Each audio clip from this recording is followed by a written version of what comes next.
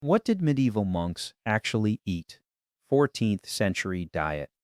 This is what actually landed on the table in a 14th century monastery, not the sparse, meatless water and bread image that most people picture, but a diet that had evolved over 8 centuries of rule bending, papal intervention, creative categorization, and genuine abundance on certain days of the year. This is the full story of what medieval monks ate, how the rules changed, and how the refectory went from a place of austere simplicity to something that looked, on feast days, more like a banquet. The original dietary standard came from the Rule of Saint Benedict, written around 530 AD, and it was specific. Every monk received 2 cooked dishes at each of the day's 2 meals, 1 pound of bread per day, and a daily wine allowance of approximately 1 hemina, roughly half a pint, or around 280 milliliters. The rule allowed for additional fruit and vegetables when available and explicitly exempted the sick from its dietary restrictions, permitting them meat when the general community could not have it. Meat from 4-legged animals, cattle, sheep, pigs, was prohibited for healthy monks entirely. This framework, followed strictly, would have produced a diet built around bread, pottage, legumes, and fish. Pottage was the staple, a thick stew of grains and whatever vegetables were available, filling the gap between the bread and the more elaborate cooked dishes. Typical vegetables in an English monastic garden included cabbage, turnips, carrots, peas, onions, and broad beans. Eggs and cheese supplemented the protein that meat was supposed to provide. Fish came from managed fish ponds on the monastery's property called stew ponds, or from rivers, or for inland communities, in preserved forms, salted, smoked, dried, or pickled. Salt was the primary seasoning. Pepper was expensive, imported from trade routes stretching to South Asia, and treated as a luxury that most refectories could not regularly afford. Garden herbs provided some flavoring, along with honey, mustard seed, beer, and vinegar. Beer was not a luxury or an indulgence. It was a food, treated as such in the medieval dietary framework, and monastic communities produced and consumed it in quantities that would appear extraordinary by modern standards. At Westminster Abbey, each monk's daily allowance reached 1 imperial gallon of ale, 4.5 liters, and the rule set no upper limit on beer consumption. The way it capped wine. A gallon of low-alcohol medieval ale would have provided significant calories alongside its hydration, making it a genuine nutritional component rather than a recreational one.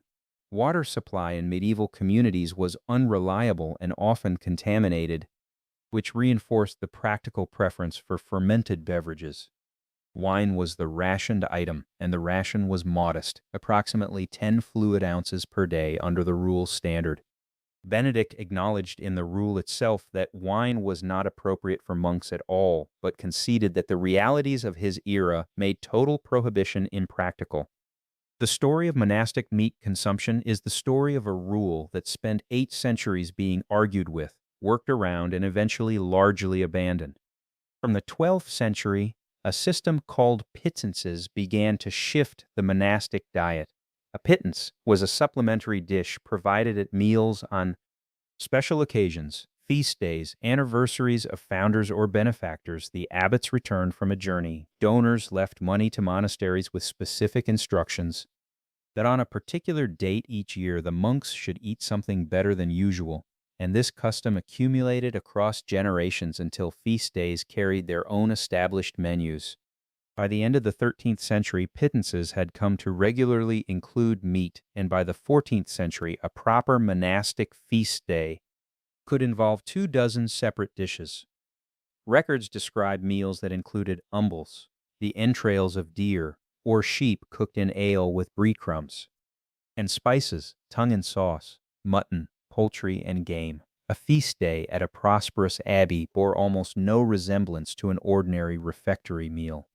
The rule's meat prohibition applied in theory to the main refectory, but by the 13th century, many monasteries had constructed a separate dining room, typically called the misericord, or place of mercy, where monks could eat meat without technically violating the rule stipulation about the refectory.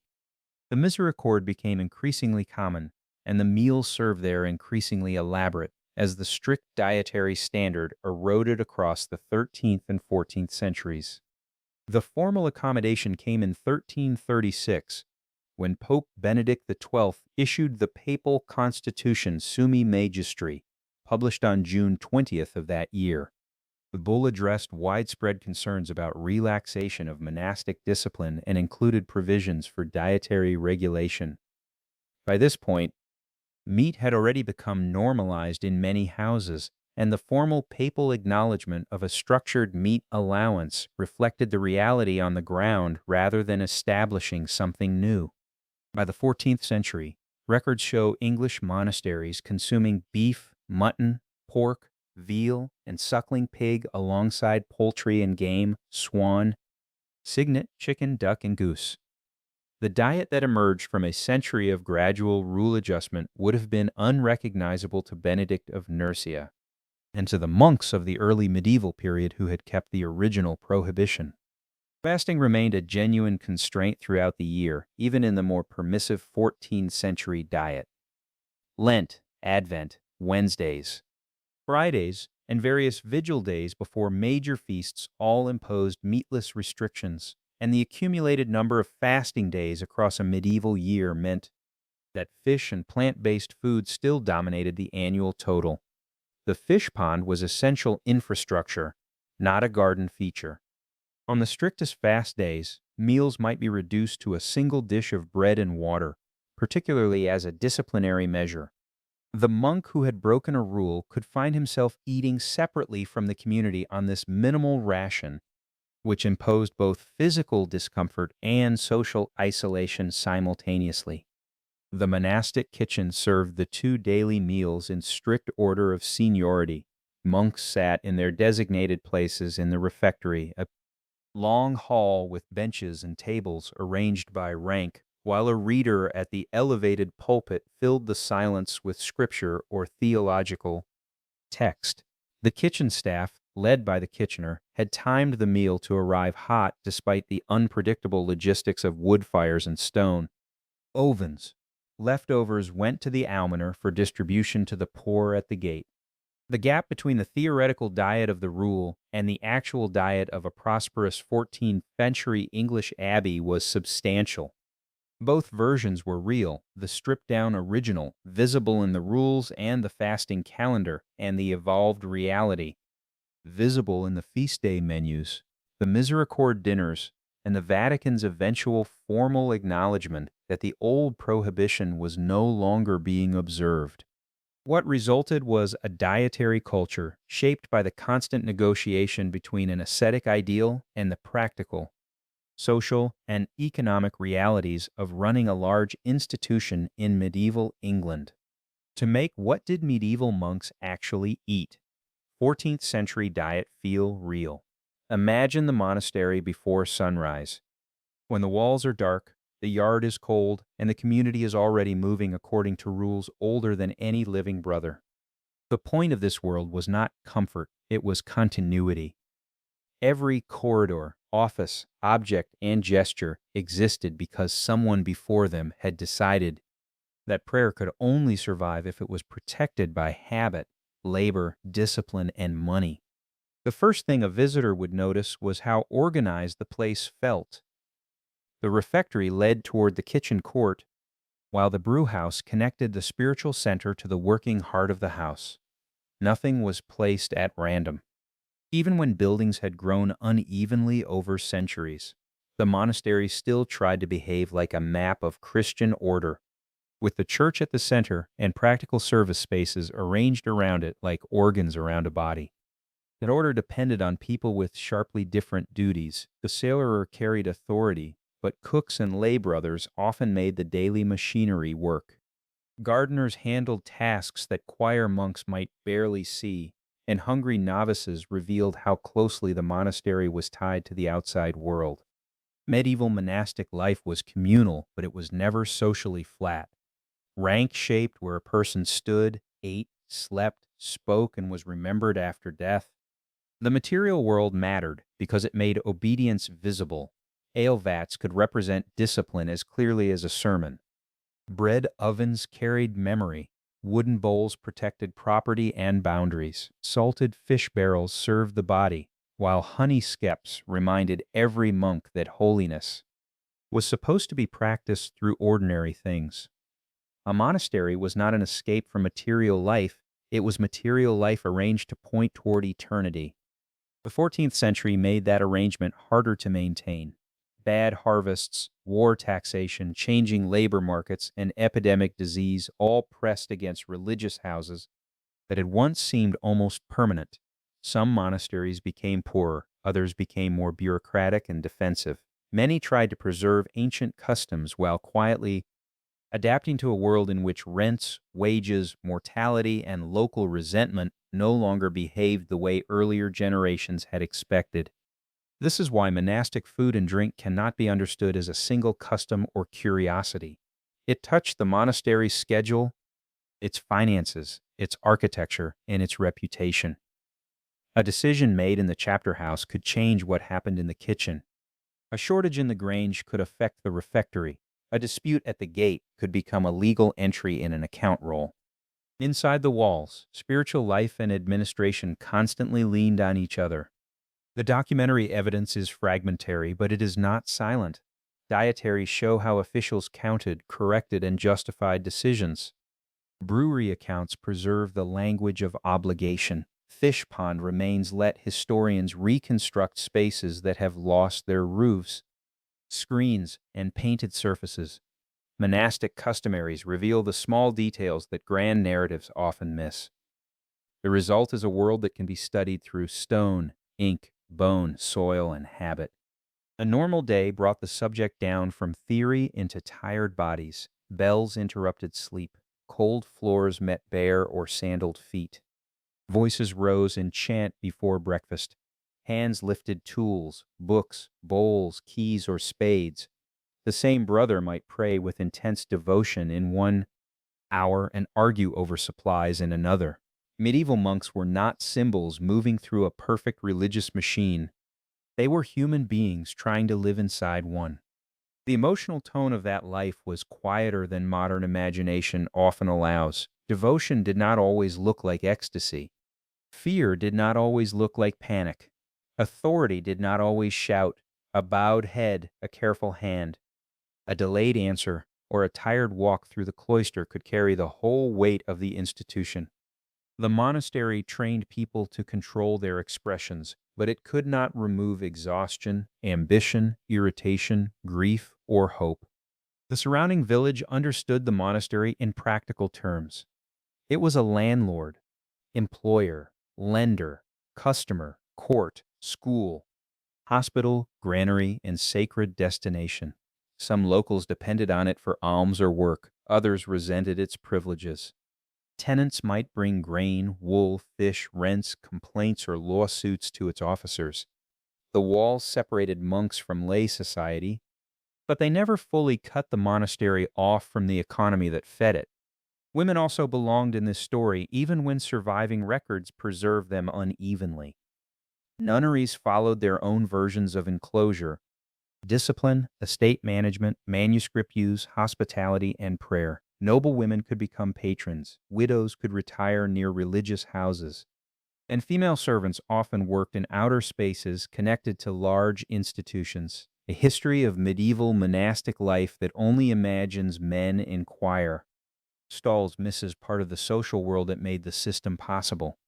The architecture amplified every rule. Thick walls controlled temperature and sound. Narrow stairs guided movement. Screens separated spaces according to rank and ritual purity. Doorways made obedience physical by deciding who could cross and when.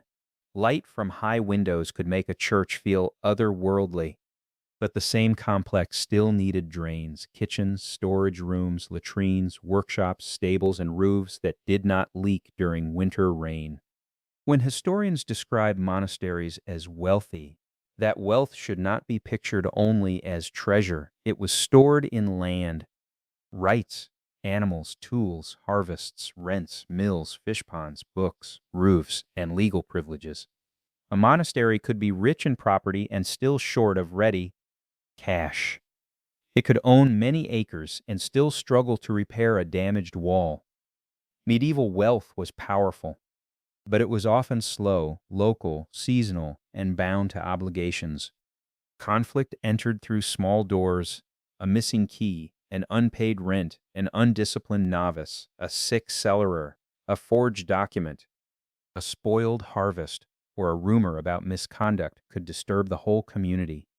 The rule promised stability, but stability had to be produced again and again by meetings, punishments, negotiations, prayers, repairs, and written records.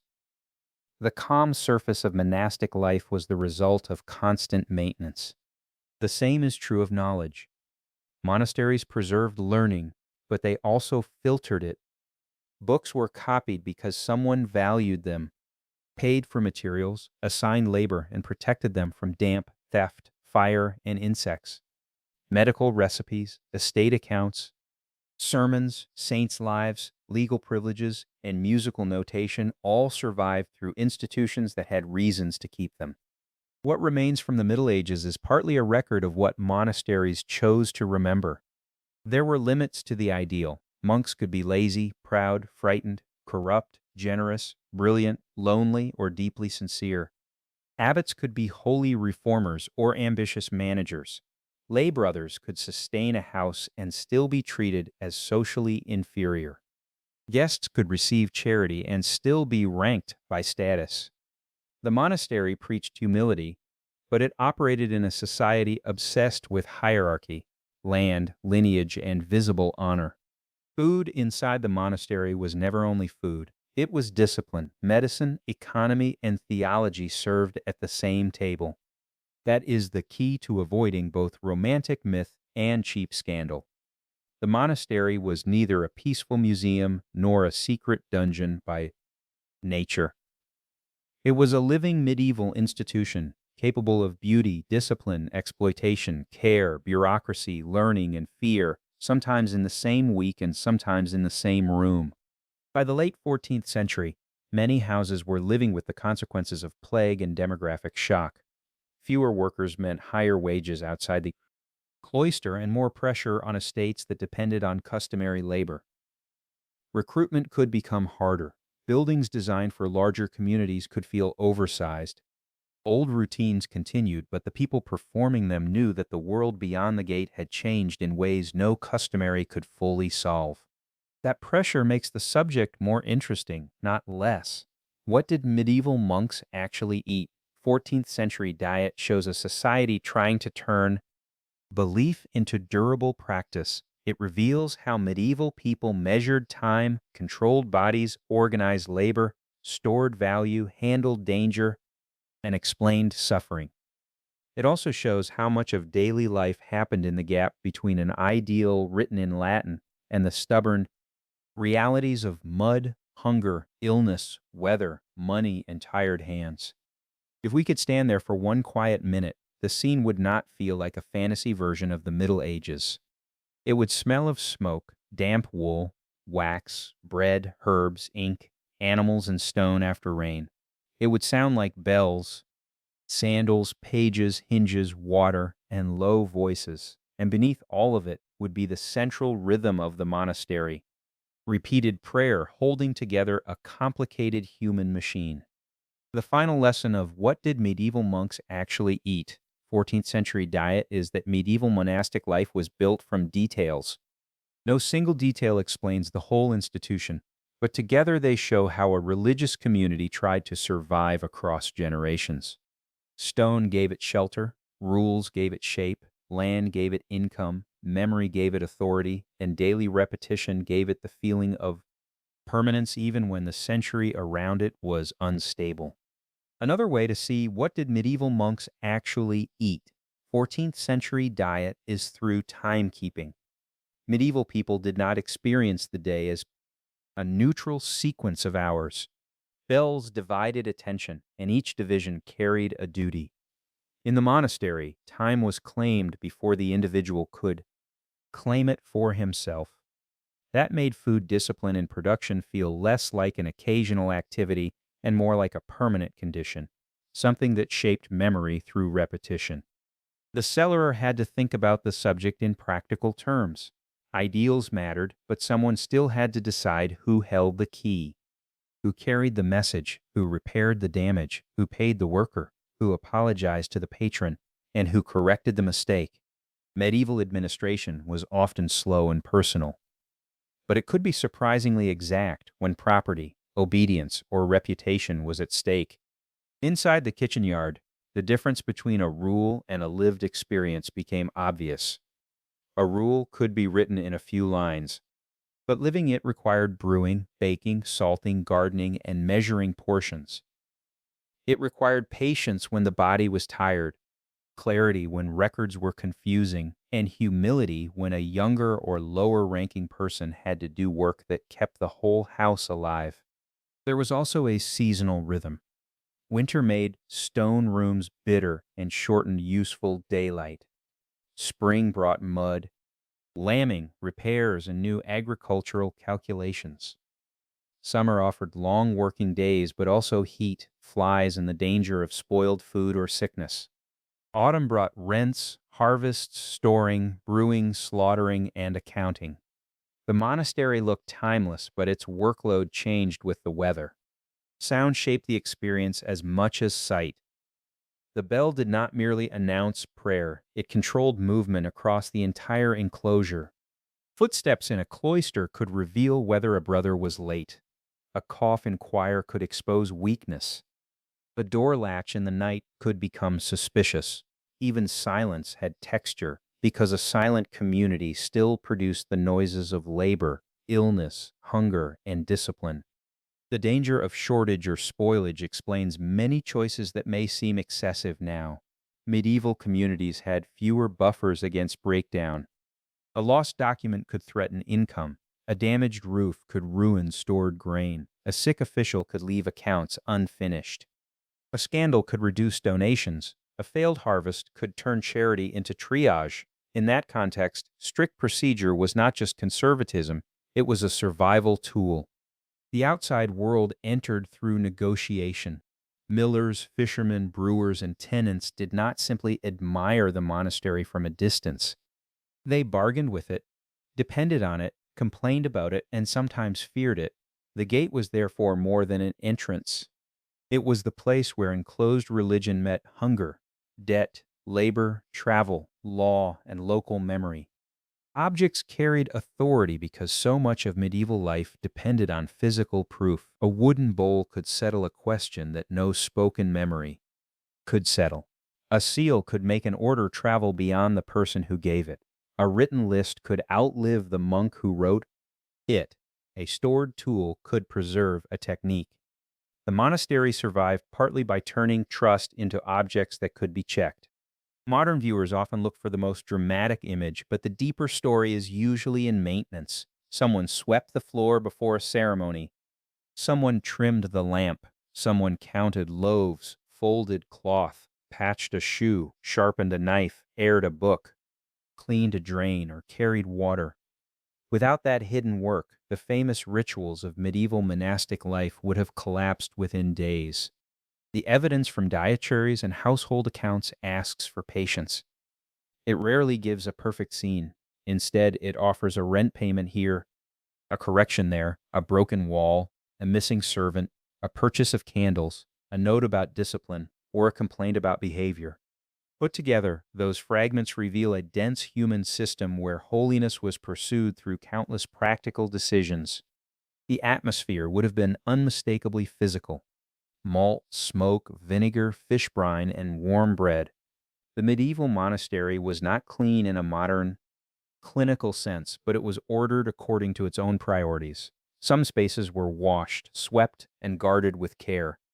Others were smoky, muddy, noisy, or crowded. The contrast between sacred order and bodily reality was part of the experience. That contrast is what gives What Did Medieval Monks Actually Eat? 14th century diet its lasting power as a historical subject. It shows people trying to build a disciplined life in a world that kept resisting discipline. bodies became hungry. Buildings aged, money ran short, novices made mistakes, rulers demanded taxes, weather ruined plans, and death entered without permission.